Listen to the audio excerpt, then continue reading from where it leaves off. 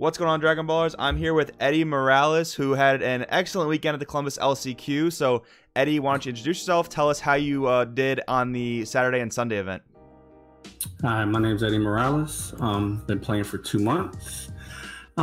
Saturday, I got top 8. Only lost the first and second place winners. Both went down to the wire.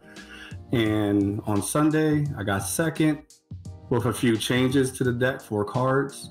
Only drew once against the guy that was playing the guy that won it in the feature match. So this is the Sunday list with the changes, correct? Yes. Awesome. And you've only been playing Dragon Ball for 2 months? Yes, I've been playing 1 week before the Pro-Am in Philly. They wanted me to go, but I said I wasn't ready. And so I just kept practicing all the way from then until now, and this is the results. Nice, man. 2 months in and a top 8 and a second place finish. A lot of people play card games for years before they get their first top 8. Were you playing any other card games before this, or is Dragon Ball your first one? Yeah, I was playing Game of Thrones, Yu-Gi-Oh, and then Naruto, my most recent one, until it died out. Oh, gotcha. Okay, so you do have some card game experience, which definitely helps a lot. So yeah. We'll go through the deck here. So I know you and one of your friends Leon played the same or very similar decks, right? So how did you guys kind of come up with this? Because this is a very interesting Shenron build. We'll talk about all the tech choices, but how did you guys come to this type of list? Pretty much he gave me a Shenron build, was like, you'll like it, because he knows I like to draw a lot of cards. And we pretty much just kept tweaking at it until some new cards came out. I added 2 Ultra Instincts, but pretty much most of the stuff has been in it because it's common sense. I wanted to add some of my tech to help, give people different looks so they ain't used to the same thing all the time. Gotcha. So this build, it looks like Shenron ramp, but it also looks like it has the ability to, hard cast Gogeta 7 for 5 with the Union Fusion. So what would you consider this more, like a ramp build or like just a Gogeta 7 build? I would say both, because I don't depend on the ramp, and I also don't depend on the fusion build. It's just whatever I get first, that's what I go with. It has options to do either way. Gotcha. So going through the deck real quick, we have the Dragon Ball lineup, typical 1-star Super Dragon Ball, the 5 regular balls, and then 2 Borgos main decks. So this is a card, like this type of card, there's a Borgos for each color now, but no one's really playing them. I guess people aren't afraid of untapping. So what did you specifically want to main deck Borgos against? So pretty much the hardest matchup before I added all my tech that I've been playing since I've been starting with the Shenron has been veggies. You had a video which counters veggies, and I was reading it. You had a couple cards in for each color to counter it. So that's how I found the Majin Buu when we get to it. Mm-hmm. But I saw Borgos, he's good against the mirror because they always want to stay energy with sensu beans. He's good against veggies. Every veggie deck I played, they always kept trying to nail him with the Broly's ability on the backside and try to kill him. And that's a bonus for me. If you're trying to kill him instead of trying to get in my life, that just makes me last longer. Almost like a blocker in that type of sense. That makes sense. Yeah. Yes. So then we come over to the Majin Defier West Supreme Kai. So real quick, for anyone who hasn't seen this card in a while, I'm just gonna give it a quick read. It's got barrier, and you can use this card to pay energy costs even if it's in the battle area. So this is basically a mana dork if any of you guys ever played Magic, but it looks like in this build you don't play Whist Resting Attendant and you play this instead. So how has this card worked out for you? I mean, it's a little different because Gogeta 7, for example, and in World Peace specifically, World Peace says you have to have the correct amount of energy to start bringing things back, right? So you have to actually have 7 energy to bring back Gogeta 7, if I'm not mistaken. So how did this card fill in for like Whis? Okay, so pretty much to me, this is because I don't play sensu beans either. So this is like a mini sensu bean and a Whis Corzin in one. I can use this to kneel for Whis Corzin, stand energy. I can combo her for 5,000, and I also can use her to ramp early, like play the Dragon Fist on turn what if I have 5 energy in her. Mm-hmm. Just pretty much play a bunch of things early as barrier, so even with veggies, when they try to kneel your energy, they can't kneel her. So she's always an energy. One rule that I did find is I can't use her for the Union Fusion, or like if I want to try to nil her for one of my 10,000 combos, which is okay because I only ever really use her weak origin or just some early ramps. She also helps like when people play Dende. So I just won't play ejection. I'll just keep her out and I can play get to her out and just my regular energy. I get to start playing people much earlier.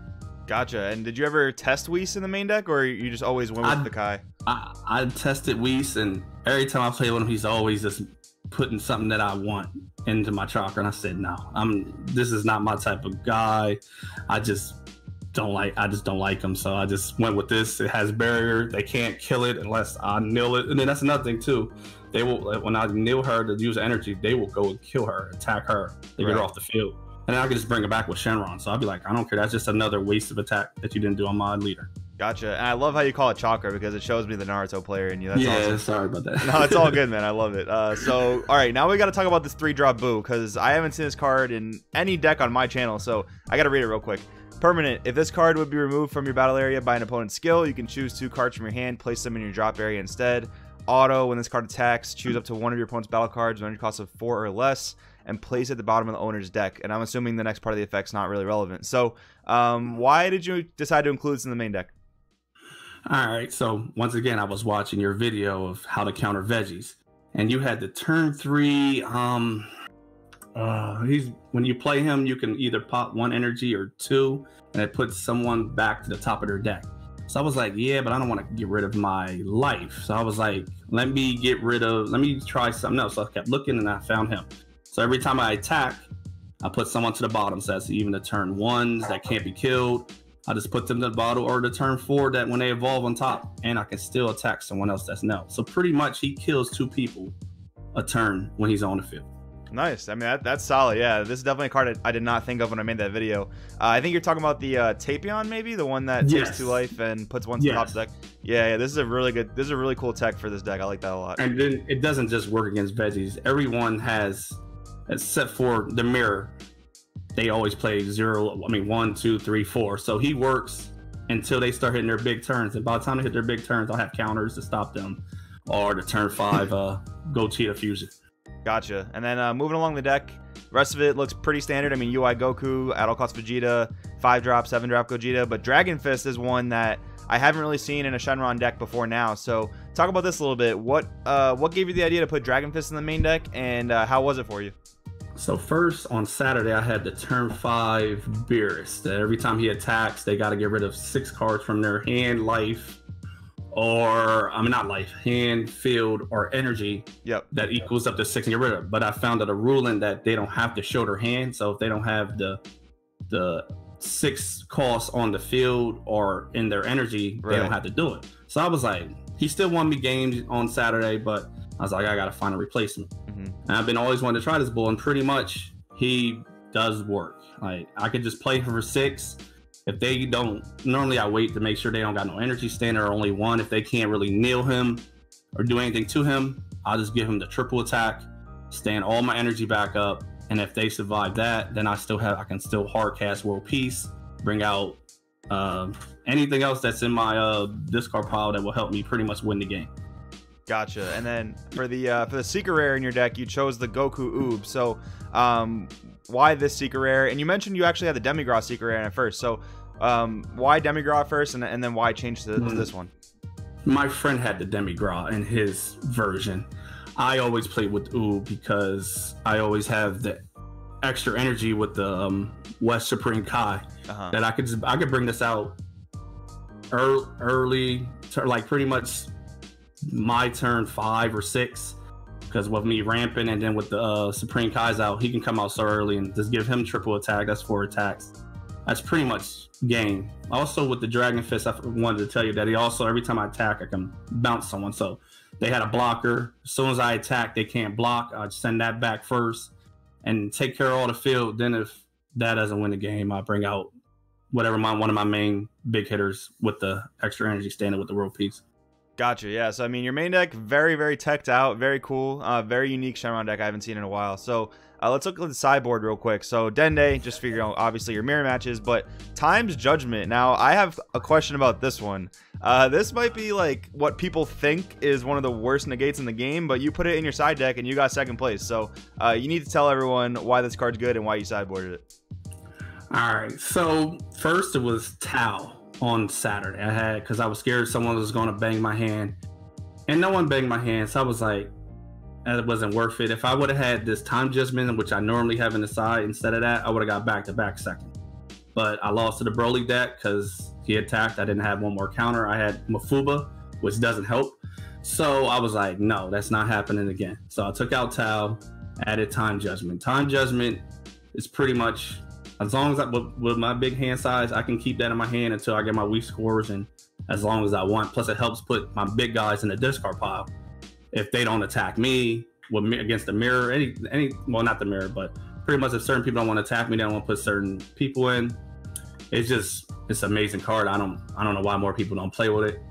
I don't really like the one that's sparking the black Power Burst. Power Burst, just because I don't have that many darks to get back. It's just, to me, if I ain't gonna get the second effect, it's not worth it. I'd rather just keep using this until I get my weakest coercions. Gotcha, that makes sense. I mean, I see a lot of times Shenron Ramp has like a ton of energy for defense, and you know, if you can just discard Kaioken, discard Gogeta 7, and then you just get the negate back, I can see that being pretty useful.